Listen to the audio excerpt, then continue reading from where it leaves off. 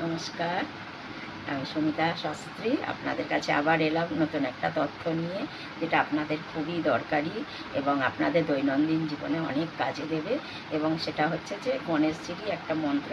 গণেশজি হচ্ছেন বিঘ্ন নাশক দেবতা এবং বিঘ্ন কারক দেবতা, তাই ওনাকে বিঘ্ন নাশক বলা হয় বা বিঘ্ন কারকও বলা হয়। তো এবার আপনারা যদি কোনো দরকারি কাজে যাচ্ছেন, তাহলে কিন্তু আপনাকে গণেশজির সাহায্য নিতেই হবে, গণেশজিরকে পুজো করতেই হবে। এবার সেই পুজো করতে গেলে আপনারা কি করবেন, আপনারা অন্তত কিছু পারুন, ফুল পান না পান, আপনারা নিশ্চয়ই মাটিতে ঘাস জন্মায় জানেন, সেখান থেকে আপনারা 21টা দূর্বা নেবেন, নিয়ে এসে গণেশজির চরণে দেবেন। এবার যদি চন্দন থাকে, চন্দনের মধ্যে সেই দূর্বাগুলো নিয়ে লাগিয়ে তারপর গণেশজির চরণে দেবেন। আর পারলে 4টে লাড্ডু দেবেন গণেশজিকে, গণেশজি তাতেই সন্তুষ্ট হয়ে যাবে।